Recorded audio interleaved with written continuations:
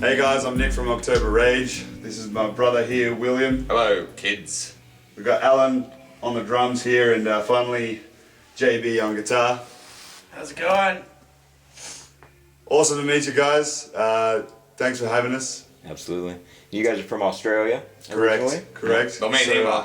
Yeah, well, basically the story with that is we came out on tour with a full lineup of 4 Australians originally. The original members been together for about 4 years, and basically halfway through the tour, our guitar player says that essentially he'll be leaving the band and returning to Australia for personal reasons. So we said, you know, fair enough. We were in LA at the time when he flew home, and we immediately looked for a new guitar player, and I think Guitar Center was in Hollywood. We came across a guy who recommended Josh, who was also at the time working at Guitar Center, and we basically gave Josh a call on the spot, and I think he was a little bit unprepared for it, Yeah. but we made it happen anyway, and we you know, did an interview and an audition and everything, and it About was 3 hours later, I would have been prepared. Yeah. so that was awesome, and Josh was a great guy and an awesome guitar player, and we just you know, we had a ball, and you know, the chemistry was there, and we gelled really well. And then the second pretty much we had Josh on board, our drummer also announced that he would be leaving, also due to personal reasons back home. Right. Fair enough. I mean, that happens, you know. Again, you know. That's right. No, So- we got no beef with them at all. Like, there's no problems there. It's just that happens, like, you know. Yeah, absolutely. Yeah.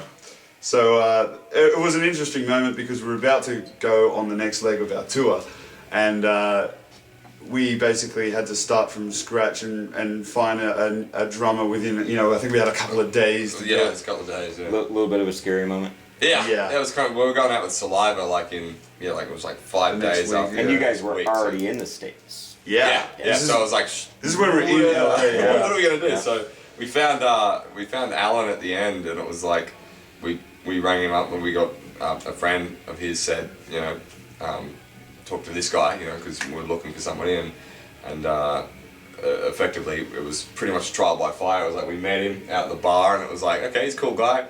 Learned some songs tonight, so he learnt songs while he was doing other stuff as well. So he learned all these songs, and then the next day we had a jam with him, and it was like really cool. And we're like, all right, let's do a show together, just to make sure it's, you know, it's all great that way. And then we did a show at a mansion, like it was a big. Red carpet thing and Basically porn Chatsworth. stars everywhere. It was great. And then yeah, it was great. And then yeah, it was like pretty much like, okay, you're in the band.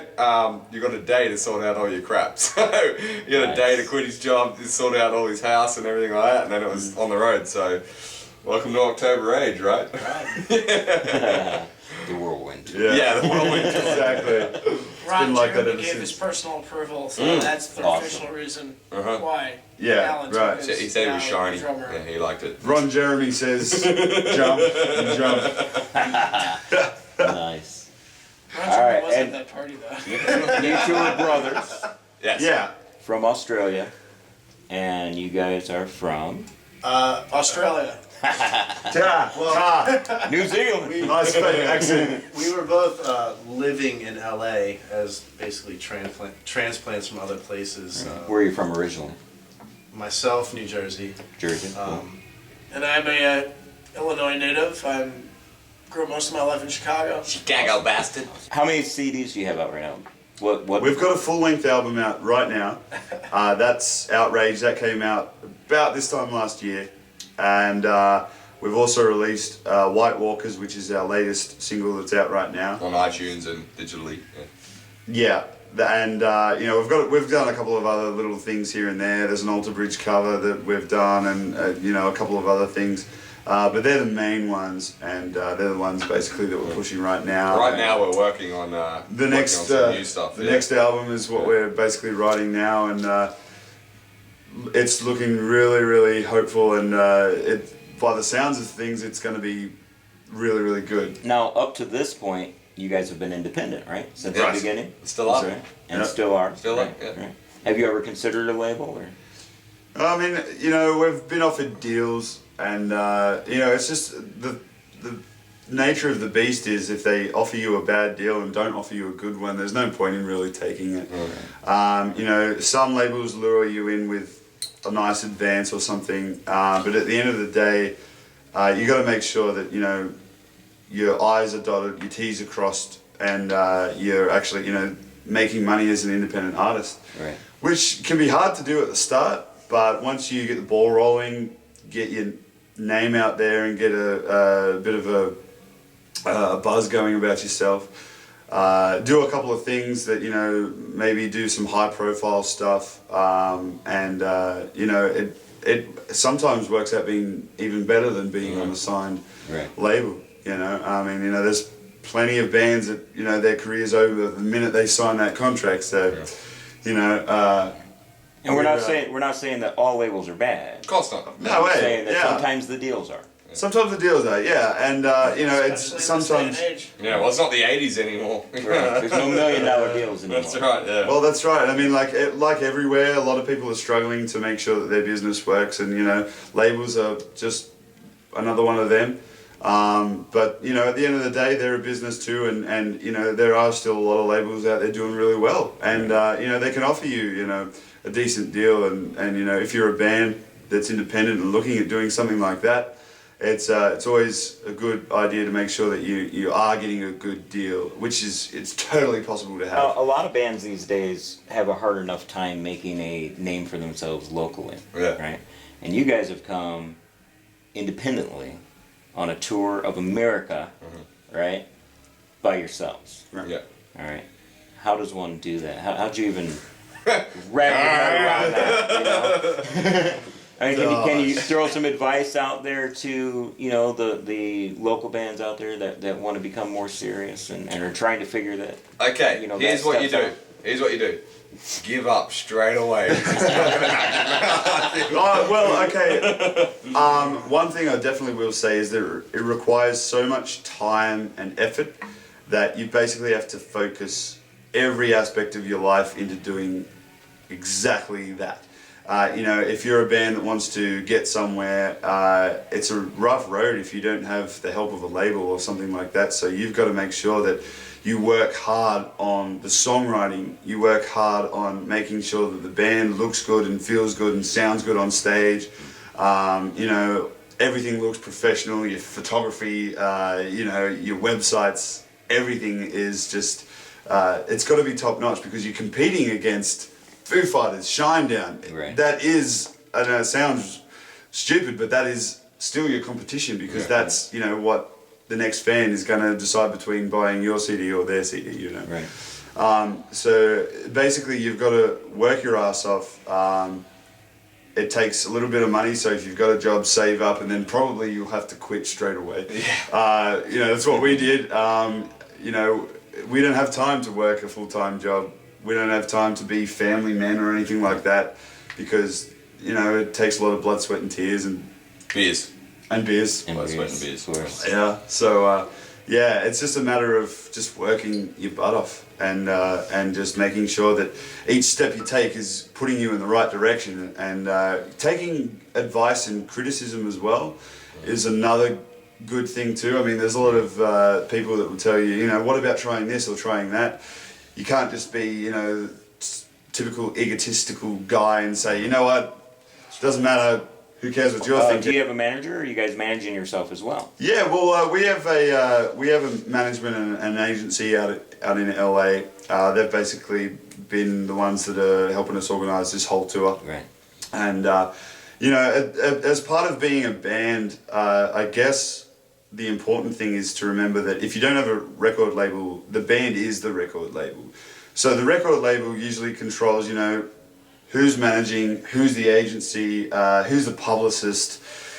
There's so many different arms, and I guess the center is usually the label, and if you don't have a label, then that's you. You have to organize all those things.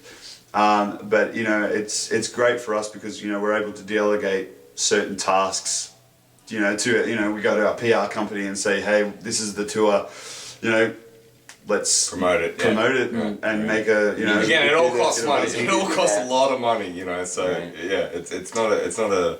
But it is an investment. I mean, a band Yeah. is a Oh, yeah, business. yeah. So you right. have That's to right, invest yeah, your time yeah. and money. And that's probably the energy. biggest thing that a lot of people, like a lot of new bands, especially, don't realize is that business is the most important thing when it comes to this. I mean, you know, everyone goes, yeah, I'm in it for the music, I'm in it for that, but if you're not focused on the business side of things, you're not going to get picked up by anybody or Nobody's- even be able to do it yourself. Nobody's you know? going to hear you. That's right, yeah, no one's going to hear right. it, you know, so you've got to constantly keep that in mind.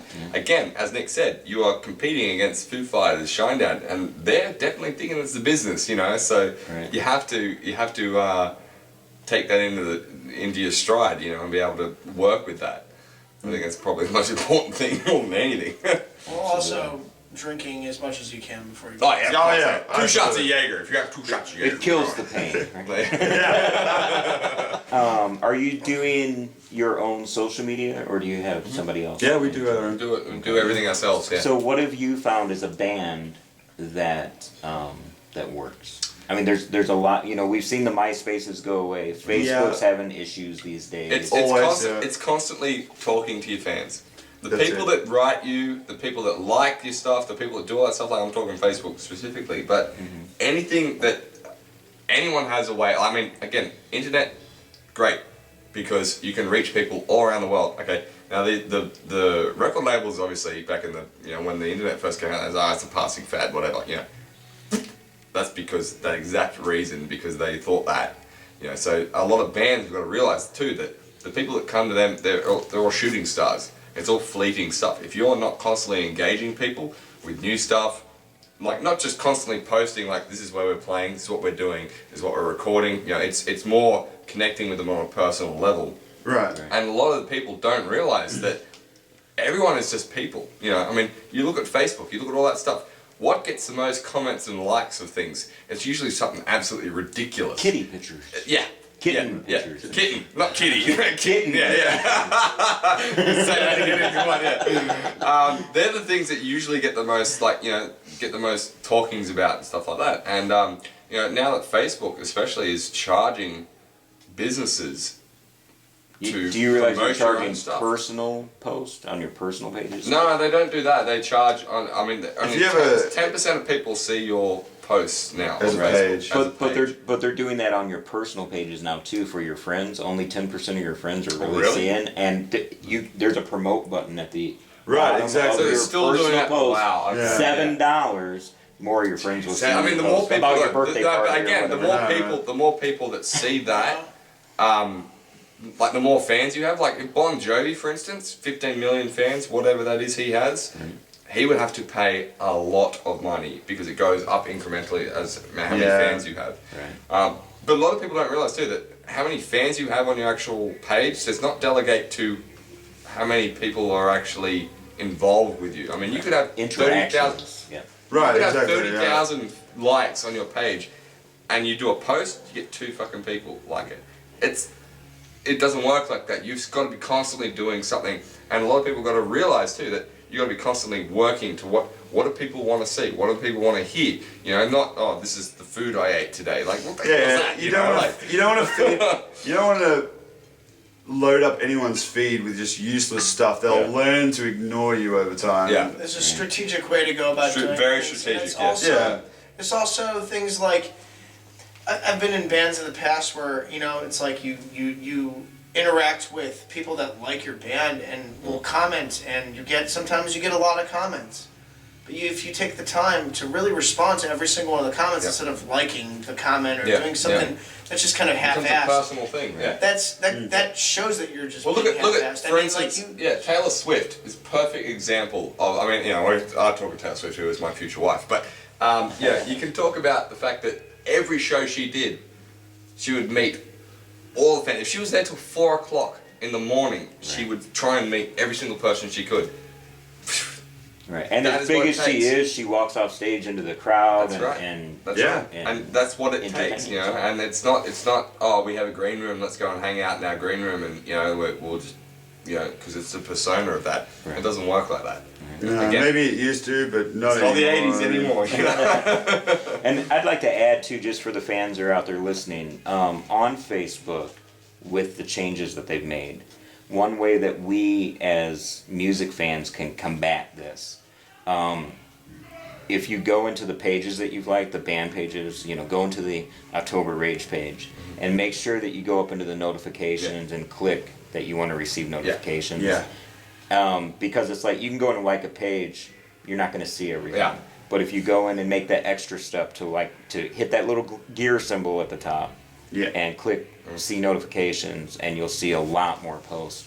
Because these guys, these bands like this, they're out there working hard and trying to let people know what's going on. Something else too, it's very important to like those posts and to share those posts with each other, with your friends. And when you go out and see a show, like we had, quite a few people here tonight, but next time you come through, hopefully all those people will go and grab one or two friends and bring them next time. And then they'll tell 2 friends, and then they tell 2 friends, and we have 4 friends. Direction. The thing is, we don't see a lot of that anymore. Yeah. Everything's so, okay, that was cool.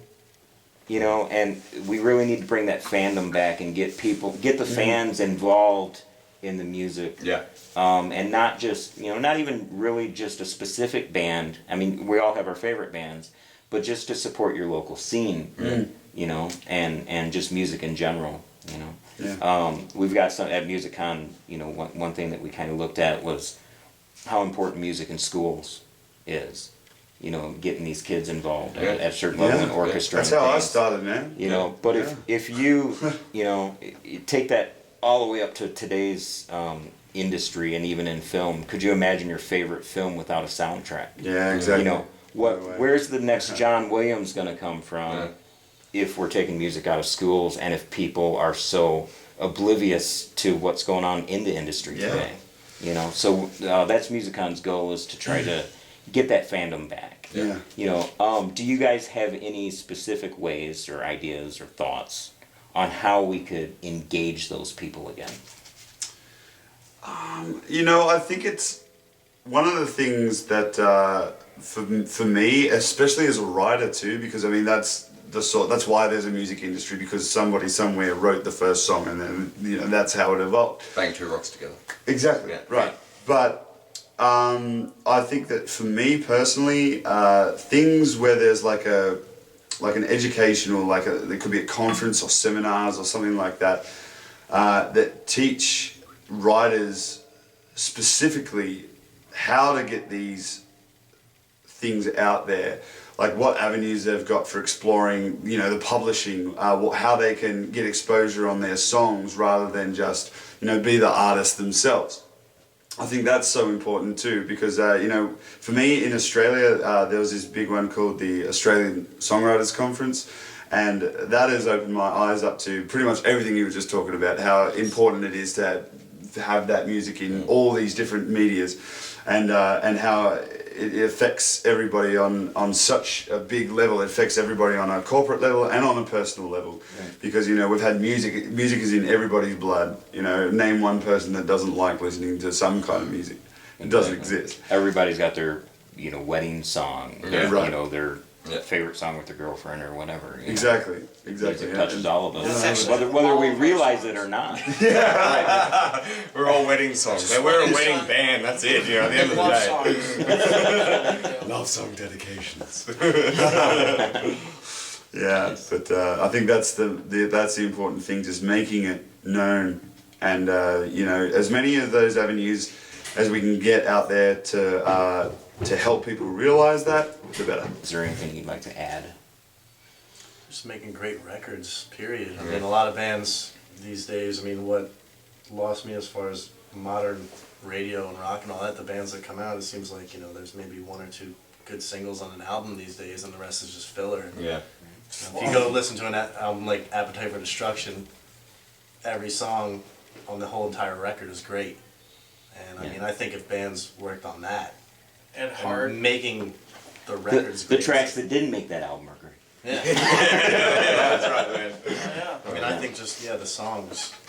Well, the thing is just everything has been so done and done and done already. Now it's become this every genre of music's an overflooded scene to a degree where everything has become homogenized to a certain degree and caramelized and cookie cut. And I think that we can, I think there is so much talent out there still, but it's tough to find the right group of people to come together and really just give that raw, real rock and roll that the way it used to be, and it still That comes timeless, out, that but, timeless sound. Yeah. Yeah. Well, name me one timeless band you've heard since Led Zeppelin and Deep Purple and all that. Like October. Nirvana. Okay. Yeah. Nirvana. Yeah. But that's the thing, though. I mean, if you can create something that, regardless of production at the time, regardless of what's going on with the band and the touring and all that sort of stuff, if you've got a song that stands that test of time, where it doesn't matter what is any of those things, it's just stands on its own because it's a good song. Right. That's what you've created a bit of success for yourself if Yeah. you've achieved that. I think. Now, you just mentioned filler songs on albums these days. The industry is suffering, or at least the industry will tell you it's suffering due to lack of record sales. And yes, it's pretty safe to say that we're selling less records as a whole these days. Okay. But do you really think it's from downloading, or could it be from people tired of the quality? Yeah. Like, people are singles sell, but albums don't. Yeah. People It's go to dumbed iTunes down. and buy You know what? singles. You're right. It's dumbed down. That's the biggest thing. There's like a couple movies nowadays. They're all dumbed down.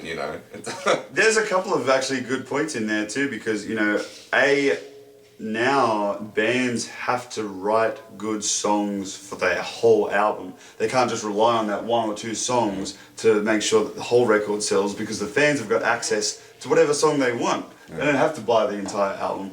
So you've got to make sure that you write a whole album worth of worthy material, because otherwise no one's going to buy your crappy little songs that you've just just throw them on the album and hope that makes enough numbers. the time. But the other thing too is obviously, obviously downloading does play a big part in it. I can definitely say it's caused a drop in sales. Yeah. But like you were saying, quality also too. It's so much easier to record and release albums now that I think there's more people doing it that aren't as qualified as maybe other people are. At the end of the day, you've got to make sure that you write and record good material. It's the only way to make sure that you sell stuff. Yes, downloading, I reckon, has taken a big chunk out of it. But we actively sort of promote though ourselves of doing that, because you're not making any money from the record sales anymore. Like people that sit there and go, oh well, you steal my song. Like, we actively say, go out and get it.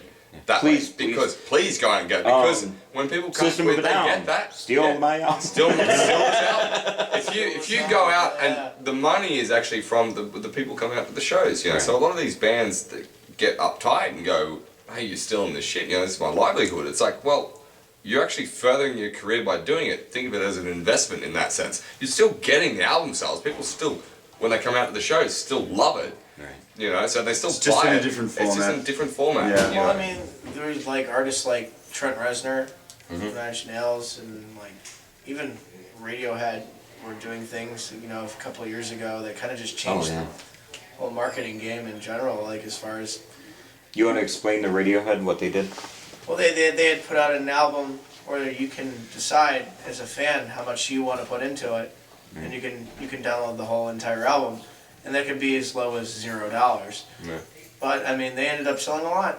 It wasn't it. I think it was a lot. It was like millions of dollars. Well, Yeah. Monty Python brought that into the whole scene of that happening. They had all their stuff they discovered, through the internet.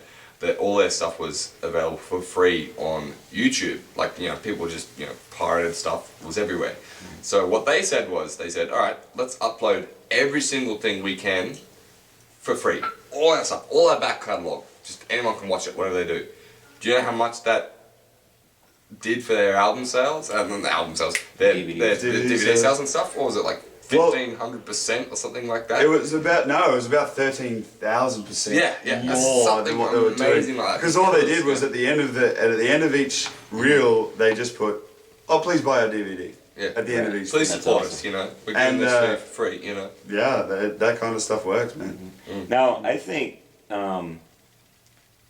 none of us really have the answer for this, but I find it interesting that somebody like Radiohead can do that, and that fans are willing to pay for. And I think that they actually got on average over $10 per download for their album. Because people still love music. But it's like I think that people are willing to pay for quality. Yeah, they put out Right. good material. Yeah. And as far as the downloading, the sharing, I don't, I honestly can't. I'm kind of on the fence. I can't say that it hurt the business, because we've all shared music all the time. You get free music on the radio.